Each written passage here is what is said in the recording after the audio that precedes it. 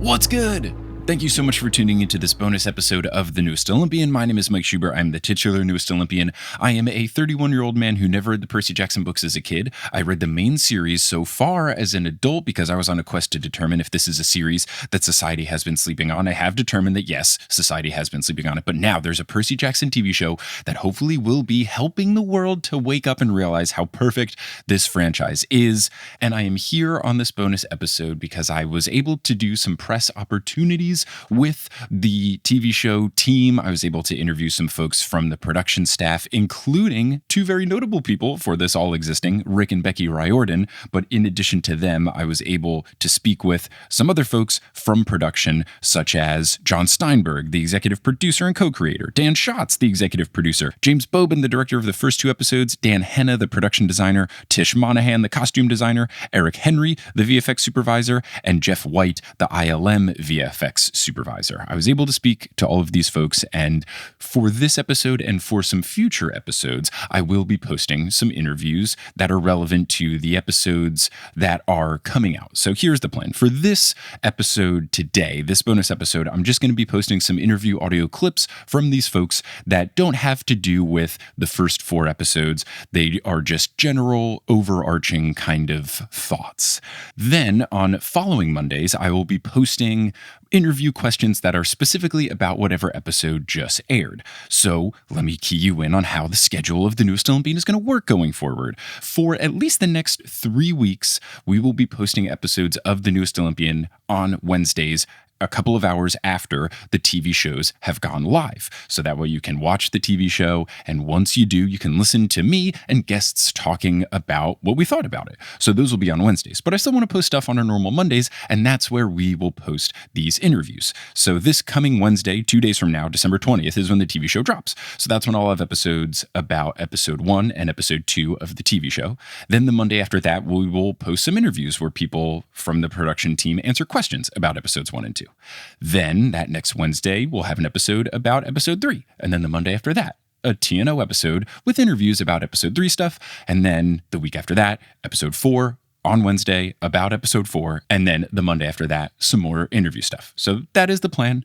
Stay tuned for all of those different things. I still have to go through the interviews that I did, so I'm not exactly sure which clips from which people you will hear today, but we have some that I'm very excited for you to hear, and I will just preface who is about to speak before they speak, and then we'll just have the interview clip there. But without any other further ado, let's get into the interviews that we have for this bonus episode of TNO. So this first audio is going to come from the roundtable that we did with Rick and Becky Riordan. Now, the way this one worked was a little bit different than the other interviews. For the other folks, I was the only person asking questions, and we had a direct Zoom call between us. But for Rick and Becky, they took multiple podcasters, and then we submitted our questions ahead of time, and then a moderator read those questions, and then they answered them. So Rick and Becky did answer my questions, but they didn't know specifically that I answered them. But we are still having Rick and Becky on the pod. So this is a nice little partial Uncle Rick come on the pod achievement check mark. However, it's not the full-fledged Uncle Rick come on the pod, which I like. It allows me to stay hungry, which I think is very fun. So now here are some audio from that Rick and Becky roundtable. I know the books carry a lot of humor in them, and especially in the series as well. So one of the questions was, what's the dynamic like when jokes get added, tweaked, left on the floor? Are there any jokes you're just like, I'm glad I got that one in, or any jokes you're just like, I wish I could have shown it maybe in the outtakes? That's always a juggling act. With the books, with the series, it was the same way. You need the humor. It's critical to the DNA of Percy Jackson. You don't want it to be so funny or slapstick that it's taking away from the emotional weight of the story you're telling. But you need both things, and finding that recipe, leavening the bread with just enough of that humor is critical. That's a nice thing about this process, is there's so many people contributing and looking over this series that it gave us lots of opportunities of trial and error to see what is working, what's not working. And absolutely, jokes, no, that didn't work, let's get rid of that one. And that's where Walker being Percy Jackson really comes into play. Yeah. He just really is able to bring that snarky voice to the subject matter exactly at the right point when you feel all hope is lost, and he'll give a zinger. Because the first book is pretty dark. It is. There's a lot of serious stuff going on, but that's how Percy keeps his head on straight, is by making light of it. This next audio you are about to hear comes from the interview I did with John Steinberg, the executive producer and co-creator, Dan Shotz, an executive producer, and James Bobin, the director of the first 2 episodes.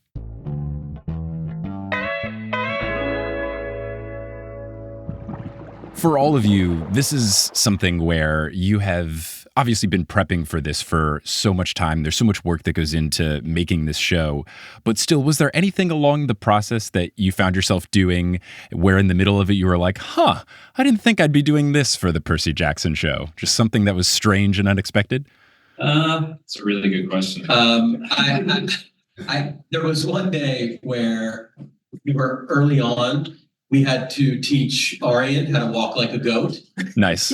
So I got to sit in some of those sessions and also learn to walk like a goat. And so that was something I never thought I would actually learn how to do. Yeah. Any of that time where you have an actor playing one of the CG characters, the Minotaur, same sort of thing. A guy with his huge stilts on walking around the set is pretty amusing. And that was always fun to see that. It's just a funny idea of this guy walking around with stilts on. Oh, another thing is the underpants for the Minotaur were very good. Mm-hmm. We had to. So one of the sequences in the Minotaur fight, we had the idea that he uses the underpants strap as leverage to get up. And so he had to physically create underpants which he could put his feet in and have a purchase on and push off. And that was quite a weird thing to have to create, is underpants that you could use as a ladder. Like a very large underpants using as a ladder is quite a weird day of work. So that was unusual for us. Oh, that's really fun. I think another thing that is a little more expected, but still a little bit strange, is that for a lot of the scenes with Chiron, you have the actor Glenn on top of a literal horse. Yes. Was that an interesting thing? Like, had any of you worked with animals before? Are the VFX guys like keep the horse away from the volume? How does that go? What you don't want is a live horse in a gigantic screen which costs millions of dollars. It's not a great combination because they're not exactly predictable, and it's very bright and very warm in the body at all times. So that was tricky, but the live horse was quite nice in a way because it had a real visceral presence on set, so you could smell the horse, you could smell Chiron on set. So that, I think, for actors actually is quite, for Glenn, I think it's actually quite helpful having a horse. And also, he's such a fantastic horseman, as I'm sure you guys probably know. He's a man who trained and runs a camp for horses for kids, so he knows horses very well. So I think he was incredibly comfortable on the horse, which is very important. Because obviously, as a non-horse person, I found them quite intimidating to be around because they seem quite unpredictable. But we had a very good horse wrangler, man, Quinn, who was fantastic, so that was very helpful. But yeah, a horse on stage is never a great idea, to be honest. We did it. We did it.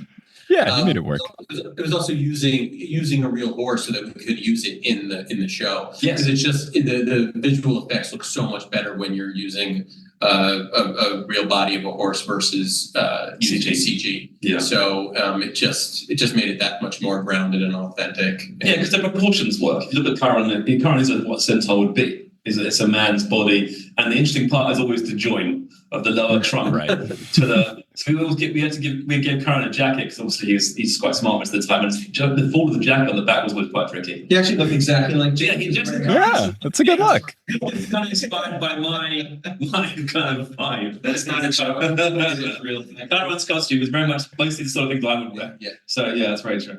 That's great. In the same outfit. Hoodie's only for Percy. So, James, you directed in the past 2 Muppets films. You co-wrote one. You have a Muppet replica of yourself in Muppets Most Wanted. So I think you're the expert on this question. If we're making Muppets Percy Jackson, which member of the cast is the one remaining human? And what Muppets are going to be in other roles in the books? This is a Jason Mantzoukas coded question. Yeah. Is he the only person, or is he? Mantzoukas is a Muppet, man and a Muppet. Mantzoukas for sure. So there's no doubt that he would be in that. But yeah, definitely. That's a great question, man. You're definitely the first one to ask this, which is amazing. Like something I try to do on my podcast, The Newest Olympian, is if I can ever do interviews, I want to do the questions you haven't heard before. So I'm glad that I could give you a new one. Well, I guess Chiron's kind of Kermit, right? Chiron and Kermit seem very similar, and we should keep things together and get it, keep in charge of the group, really. And then I guess Grover's a bit like Scooter, I think, in some ways. Scooter's a sweet, kind of helpful person, and they are quite aligned in that way, weirdly. And then, yeah, it's true. I don't know. Otherwise, it's very tricky because the other characters, I mean, like, Percy's got elements of Fozzie. He's funny. This is always what happens, And then, yeah. I'd say Annabeth's Kermit, right? Yeah, maybe Annabeth's Kermit. That's a good point. Yeah, maybe. Yeah. Yeah, that's true. That's true. She becomes Kermit. I mean, from the beginning, she's Kermit. That's a great question. But then, there's no real animal as such, right? I guess, Cerberus. Yeah, one of the monsters. And everything else we have this afternoon. Yeah. Then again, that's all right. An enormous list of Muppet / Jackson characters. I'll get back to you on that. Yeah, no. Inbox is open. Let me know. We can do a whole episode just talking about this for 3 hours. So we can make that happen. Percy Jackson, really fun. So the whole season, even the episodes, they're going from place to place. Are you doing like regional check-ins? It's like we want to make the New York feel authentically New York. We want to make St. Louis feel authentically St. Louis. Like, are there little minute things that you're trying to do, whether it's the way people are speaking or certain things that make it feel true to all the various locations we go over this journey? Always. That's our department job. Always. They localize it and make it feel real. Always. We're in Vancouver. Yeah. I mean, Tim's New York accent. Yeah, sure. Yeah. Yeah, we try that stuff. It was so important for us to across the board of the adventure that this show feels very grounded and real. That all these magical things are happening, but it's all happening in real world places that you can connect to, understand. If you've been there, it feels like, oh yeah, that feels like where I was at the Arch. And so everything from Vegas to Santa Monica to St. Louis to New York, everything if it was on the volume or somewhere else, everything was scanned to the actual real places. We went to all of those places to make sure we were being as true to them as we possibly could.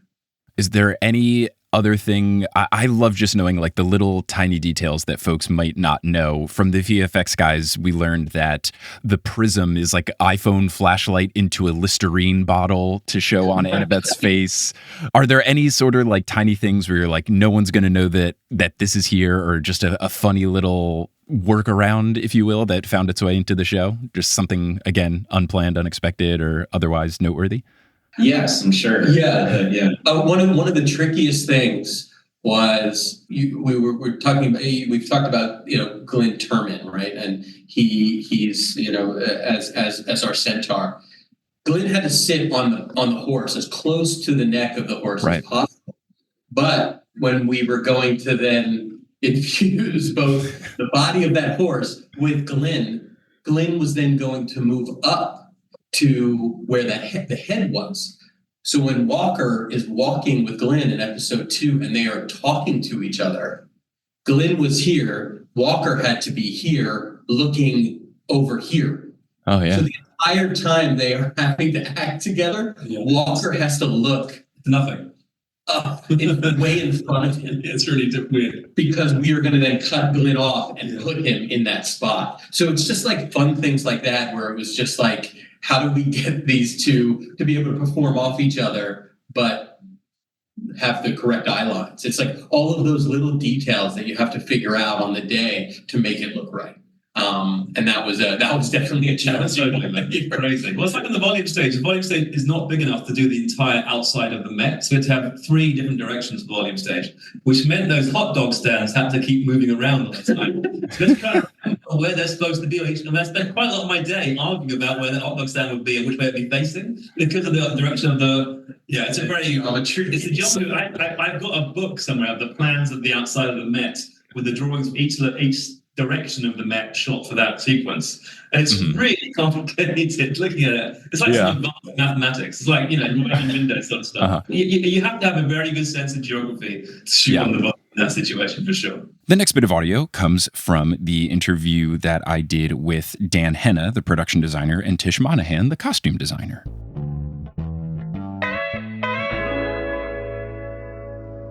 We see in the episodes Percy wearing a plaid shirt. We've seen Walker wear a lot of plaid. He seems to continue to wear plaid in the press interviews and everything. Was there a lot of thought process that went into the plaid? Was Walker consulted? Like, what was the plaid process? The plaid process, first of all, Walker was not consulted. For me, I love plaid. And I just had to think of how I was going to portray our three lead actors together in a way that was individual for each of their characters, would work in a color palette that was appropriate, for each other as the trio, but also work going on the quest from beginning to end into all of the worlds that, it was going to be in. And thirdly, I wanted to pick a classical item. And you'll just find, you find plaid shirts in Sears catalogs. Yeah. From the 40s, 50s, 60s. So the shirt that we had made was actually like a shirt jacket. You won't even notice it. There are little tiny pockets at the bottom, and it was styled on a 50s shirt jacket that I found an image of online through Etsy or something. It just looked so cool and unusual. And so all we did was kind of altered the size of the collar so it wasn't, too overwhelming, for our young actor. So yeah, I wanted one of them in a plaid. Director liked stripes. I wanted one of them in stripes. Therefore, the other one had to be in a solid. So It's great. I think it works really well. Yeah. And I think you might have motivated Walker now. I've seen him in a lot of plaid. So maybe he was like, you know what? Tish is right. Plaid's great. Here I am.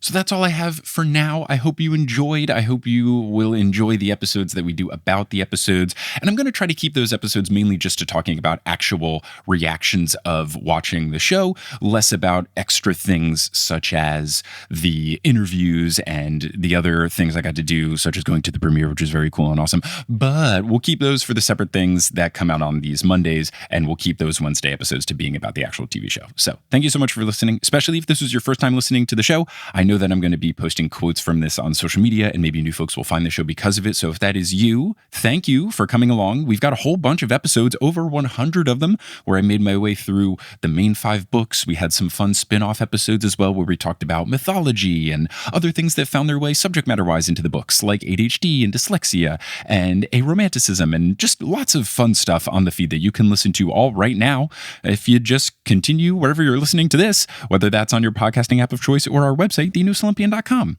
But however you listened, thank you so much for listening. I really appreciate it. And make sure you are subscribed to TNO wherever you listen to your podcasts so that once our various episodes come up during this fun time, you won't miss it. And I just hope you have a nice day. I hope you enjoy the show when it comes out. And I hope you have a great holiday season, end of the year, and good beginning of 2024. And until we cross paths again and you hear some audio from me, I'll Percy you later.